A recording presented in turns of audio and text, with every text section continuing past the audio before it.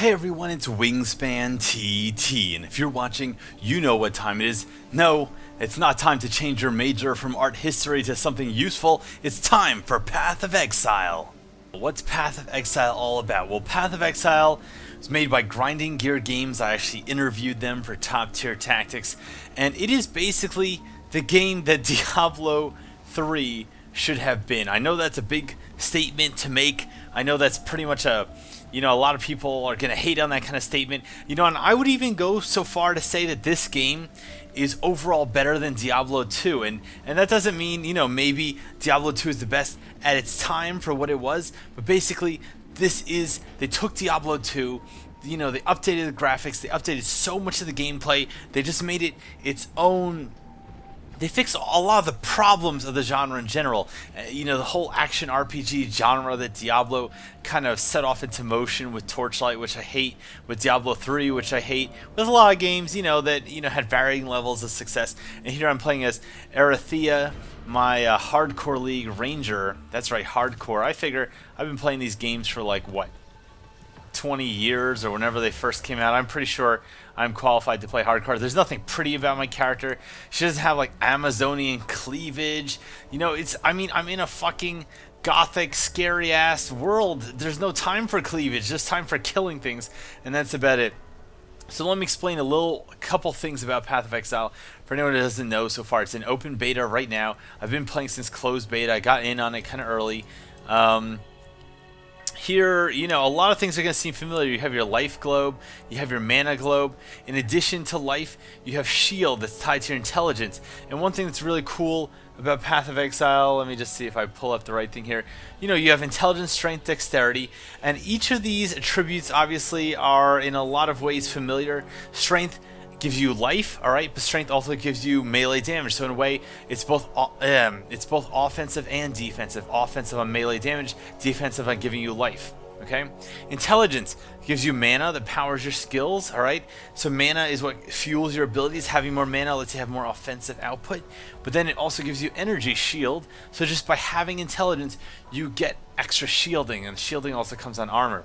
And then dexterity, of course, gives you accuracy. So that's the offensive part. It increases the odds that your hits will actually land, and also gives you dexterity to evasion, which decreases the odds that you get hit. So each of these things are very nicely balanced. There's a reason to use all of them, but obviously depending on what your character build is and what character class you go for, you're going to gravitate towards one thing or the other. And I'm level 25 right now. Arathea has made it so far to level 25 without dying.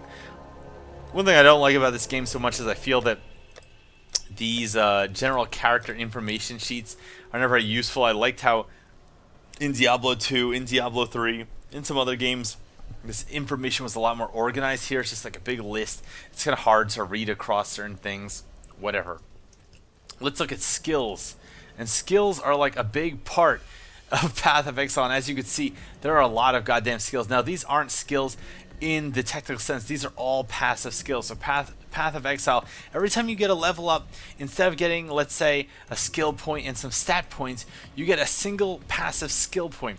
And some of the passive skills, a lot of them are kind of boring, like plus 10 to dexterity. So for your level, instead of getting, like in Diablo 2, 5 stat points, you could use it to get 10 stat points here, getting plus 10 to dex. And of course there are some nodes that give you something like 30 to dex and something else. But then there's other nodes that do really cool stuff. So I'm working towards them. Alright, so here's one where you just get a lot more mana regeneration rate and a lot more increased mana. There's one, that increase your evasion armor. Alright, pretty basic, but then there's this. So you lose all evasion and gain tons of armor. Alright, so that's that's just something that's a little different. Twin Terrors here. If you wanted to dual wield, you get increased critical strike chance. Point blank, your ranged weapons do huge damage at point blank range, but not so much damage far away. And you can really customize your character like this. I can't even calculate. I don't even think Grinding Gear Games has calculated how many different skill combinations there could be, the passive skills. But it is just absolutely insane, and building your character takes a lot of planning, but you also get respec points for doing certain quests. You can get items that can respec you know, it's not a full respec. You don't get them all at once, but you earn respec points, and then you can kind of take back parts of your build. So if I accidentally, you know, build this way on the character tree and get kind of far into spell damage and realize I don't want to cast spells, I'm a ranger, why would I want to do that? I can unspec those and, you know, undo some of the damage and rebuild towards the things I want to do. So it's just a really cool system, tons of customization. Now, of course, people are going to ask about active skills, and I obviously do have active skills. I'm running Poison Arrow, Ice Shot, Split Arrow. And how does that work? Well, active skills in Path of Exile are gems. Alright, so you get gems, you socket them into your items, and then as you have the gems, alright, they do have requirements, like the minimum stat requirements that you need. They also have, you know, requirements of your level. But the thing with the gems is, as you use them and as you gain experience while you have them equipped, they gain experience and level up. So they go from level 1 to 20, and then it encourages you, even if you want to try new skills, you're going to have to level them up to use them for a little bit. Obviously, they level faster when you're higher level areas because they accumulate experience faster, but it forces you to use them. It also forces you to kind of play around here. So, you know, you could pick up an item and it might have a lower defense than the previous helmet you had, but it might have gem slots that are more useful to you. So for instance, this one has one slot for dexterity skill and one slot for an intelligence skill, and obviously I'm dex build, so I mainly have dex gems, but here's one that's a strength gem for decoy totem that lures people away from me. And here you'll see joined slots, and here what happens is I have Ice Shot that shoots an ice arrow, I have a Split Arrow that's kind of like multi-shot in Diablo 2, and then I have Fork. That's whenever my projectiles hit an enemy, they fork into two separate additional projectiles. So here, when I hit Ice Arrow, and this, you'll see the Fork increases the mana cost of skills tied to it by 125%. It's tied to both of these skills, so it raises both of their mana costs, but in exchange I get extra arrows. And, you know, enough talking, I'm going to go out and kill stuff so you can see what I'm generally talking about. I'm in the middle of Act 2 now. I have these two active quests. I kind of unleash some kind of demons that are just filling the world with evil. It's moderately scary. And I also need to deal with bandits, and this is a really cool side quest. I'm going to go into a separate area here, go out to the crossroads, and it's a little easy because I spent a lot of time circling back in areas I've been to. I've been trying to like collect certain collectibles right now, so in that extent I'm a little over leveled, so I'm going to be able to just massacre things fairly relentlessly without any real effort. I have flasks, and what I really like about flasks is, unlike Diablo, you can't just hoard them. Unlike Diablo 3, they're not just like pointless, where they're just on this really weird timer where, you know, you're getting these orbs, I guess, really, that's just decided randomly from the game. So I didn't really like either of those systems in Diablo 2 or 3. So with the flasks in yes, back into the ground with you. What the flasks in Path of Exile do is you choose flasks. You can actually craft them. You can get magic, rare, unique flasks, things like that. But basically they fill slowly over time as you get kills. So it's not random. It's not random in the sense, you know, it's similar to Diablo 3 in the sense that, yes, you have to kill enemies to get more potions, right? But it's not random. They fill at a set rate based on how many people you kill and based on how many charges they have and things like that. Really cool. So, and then you can actively manage, like, all right, I want to keep 2 health ones, 2 mana ones, and a speed boost one. Or you can have one that gives you extra resistance. Or you can have one that gives you like extra critical damage or anything like that. And I don't, these enemies are just annoying.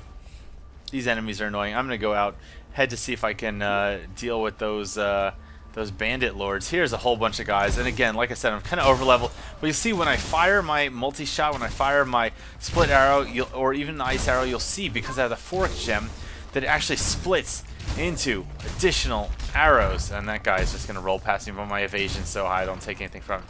Portal scroll. One thing that's also in this game is you'll notice there's no gold being dropped on the game. There's absolutely no gold. Everything in the game is an item. So when you sell your items to the vendors in town, you know, this is a bartering system. They're in Ray classed. It's like this world that's kind of like Australia, New Zealand, just full of like old school convicts and stuff like that. They don't have any gold to give you. There's no gold on the ground, so they're going to trade you scrolls of wisdom. They're going to trade you all kinds of scrolls and neat items, items that can re-roll your magic, things like that. And what's cool about that is it means everything in the game can be traded. Literally everything. Your items can be traded. Your skills are, you know, gems, as we saw before. They can be traded, so you can level up skills for someone else who doesn't have time to level them. So you, in a way, you can kind of trade your grinding to someone else. You can trade them the leveling experience. Of course, they still need to have the requisite stats and experience to use those gems. You can trade your identity scrolls and town portal scrolls. You can trade anything you find. You can trade all kinds of items. Oh, this guy is resistant to elemental damage. Luckily, poison is not elemental, so I can... Ooh, rares. Oh, I'm taking some damage here. Gonna chug a potion. Let's see what this thing does. It is a boot knife. I really have no use for it. We can see it's a knife that has a single intelligence slot, so I don't even care what the stats do. I'm not going to use it. I did forget to activate my hatred aura, which is going to give me additional cold damage in exchange, and I really like what they do with auras here too, in exchange for reserving part of my mana. So it doesn't have a mana cost to it exactly, but it means I cannot access a certain percentage of my mana just from using it. So it seems really balanced, and as it gets more powerful, the amount of mana that gets reserved changes. So really cool, and I know this looks very easy, but like I said, I'm really over leveled for this area. I've been playing really safe because I'm playing hardcore, so I just really don't want to die. And unlike Diablo, and you know, I could go either way on this, when your hardcore character dies in raid class, when they die in Path of Exile, they don't die permanently, they just become a normal softcore, pansy core character, as I like to call it. So playing hardcore, it's not like if you die, it's not the end of the world. You can still play with your character. So if you have an emotional attachment to your character, that's still there, but you drop off the hardcore ladder, you can't, your items kind of lose value, because in softcore, they obviously, people get cool items more easily. But yeah, it's a really cool system. I just pick up the rings because I want ID scrolls to trade in for them.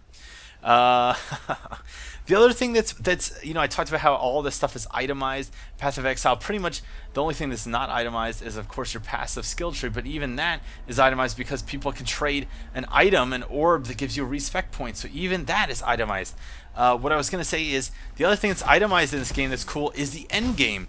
So basically, in the end game, once you get far enough into the game, you can find rare, unique maps and things like that.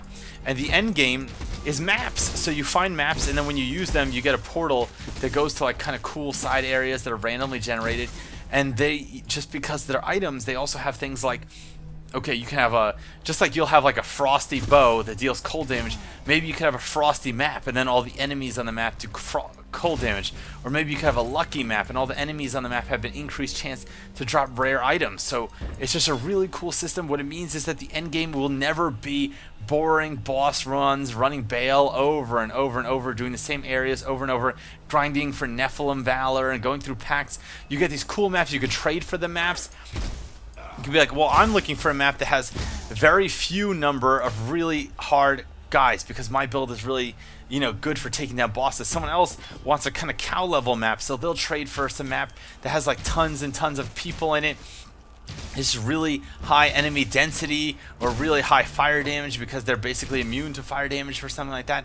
It's a really cool system. It means things never get old, and you can bring your friends into the map, and the maps are really balanced too. Like basically when you go into the map, you get like a couple town portals that take you in the map. Every time you die or you leave the map to go to town to sell stuff, you use up one of those portals. So if you're by yourself, you can only enter the map a certain number of times. Oh, I'm going to put down the decoy here because this guy's scaring me. He's really big and intimidating. He's got additional life. I guess he's not actually scary in any way because, like I said, I'm just kind of over leveled. Need some mana. Take him down here. Just take him down with the chaos damage. Alright. What is this? Alright, not bad. Alright, superior saber, superior stuff will sell well. Anyway, like I said, it's just really cool. Everything's itemized. That means that there's always a reason to play more. So even if you don't like the grind for items or the grind for skill points, you can grind just for cool endgame content. You could play with your friends looking for cool maps. There's maps that have an increased chance to drop other maps. So there's just a lot of cool stuff going on. This guy didn't die from my poison. Alright. The other thing about it is just, I mean, just look at it. Like, yeah, the graphics aren't amazing, but it just doesn't look like fucking Power Rangers like Diablo 3. Like, it just has this, like, very serious sense to it. Like, my characters aren't just saying stupid, witty quips constantly. There's no, like, giant flaming swords. I have my very minimalist, hey, as a waypoint. Alright. I still haven't found the person I need to talk to on this map. It's called Broken Bridge, though, so I'm going to guess it's somewhere near this giant broken bridge. And I've played this before in the closed beta. My characters did get wiped. We're in open beta, so I assume they're going to get wiped again. Poison arrow and split arrow, both close to leveling. You'll see, even though I run, it's not like the super fast speed of Diablo 3 or Diablo 2 running. So you kind of have that Diablo 1 feel where things are actually genuinely scary. Ooh, I walk through the grass and it moves along. Alright, I know it's not fancy. So you can't outrun all the enemies either. And you can't quick bind Town Portal to one of these things either. So if you get in a really hairy situation, you're going to get screwed. Alright, I'm going to walk into this camp here. Alright, there's some people here. Alright, I guess there's some kind of clan leader. I got to talk to Kraden. He's one of the 3 bandit lords that are ruining shit for the forest encampment. They want me to come negotiate with the bandit lords. There's 3 of them. They all hate each other. And I'm going to guess from this guy's double daggers, double swords, that he's the dexterity guy. There's probably an intelligence, you know, wizard or something, and also a strength person also. So let's see what he has to say. This world gets all bent out of shape. And suddenly, here you are. Doesn't take a genius to add that one up. I'm the kind that cleans up his own messes. What kind are you? I'm the kind that puts poison in people. Oh, you don't really care what I have to say. Alright, fine. What I don't like, Oaken and Lyra and their thieving mongrels. So those are the other 2 bandit lords. I'm thinking you could do something about that. What's in it for you? The amulets around Oaken and Lyra's necks. The ones like mine here. There's power in them beyond reckoning. Take 2 heads and 2 amulets. Bring them to me. And take half the power. That add up right for you? So here's the idea. So if I help him, I'll get permanent 8% resist all elements. And this is really cool because this is really different from what you see in Diablo. Also, it's not just a set quest. I don't have to do it. I can choose to help him. I'll get the resist all, right? But I don't really need resist all. So I think I'm just going to end this guy's life. And of course, this is hardcore mode. I'm going to have to fight him, all of his cronies. And here's the other cool thing. If you have party members who decide they want to help him because they want the resist all, and you choose to kill him, you're going to have to fight the party members to the death. And I'm pretty sure in hardcore mode, that means that your party is going to be, you know, people are going into the fucking ground when that's done. That's crazy. So I'm going to kill this guy. I'm not interested in fighting him. Oh, God. Oh, God. Oh, my God. He's got Flicker Strike. Of course. Oh, shit. Oh, my God. I'm taking lead. No, no, no, no, no, no, no, no, no. Please don't have... Oh, my God. This is going to happen on my goddamn stream. No, no, no, no. This is going to happen on my stream video. Oh, my God. Oh, my God. Please. I didn't think this could happen. Oh, my God. He's scary. Oh, shit. I'm running through all my potions. Oh, my God. I'm running through all my potions. I'm running through my potions. He's resistant to cold. That is bad because I do a lot of cold damage. I do a lot... Oh, my God. He's dealing damage to me. Shit. Shit, I'm going to be very mad at you guys. I'm going to be mad at my subscribers for costing me my hardcore life. I'm going to run away. Oh shit, he's got Flicker Strike. I can't run away. I forgot all about that. Oh my God, he's fucking owning me. Please don't kill me. Please don't kill me. Please don't kill me. Oh my God. No, don't kill me. Don't kill me. Don't kill me. Don't kill me. I got to turn off my aura because it just produces...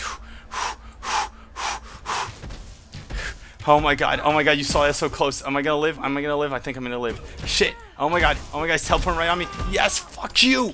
Fuck you, Caitlin. Yeah. Yeah. Yeah. Oh my God, that was so close. I know the one day commentating is gonna cost me my life, hardcore life. People are like, Wing, why do you play hardcore? Why do you play hardcore? Why can't you just be like a normal person and play normal pansy core? The reason is because that was so intense. You have no clue how my heart is beating right now. That actually was scary. You know, that was genuinely scary because it would have cost me big time to lose that. And I like that. I like having some stakes. So let's see here. I kill a Kenny. Okay, these guys are 2 alive. So I can go talk to the other bandit lords and see if they have a better deal for me. If they have something that I want more than 8% resist all. And I won't, yeah, you know, I'll spoil it for you guys. Basically, the idea is, you know, you could choose to ally with them. If you kill them all, you have all their amulets. You could choose to do stuff with that too. Let's see. I have this guy's amulet. Is that it? Is it here? Did I get it? Here it is. Right. So I get the other people's amulets. You can put them together. Then you have your final amulet. Do you keep it for yourself? Do you give it to townspeople? Really cool.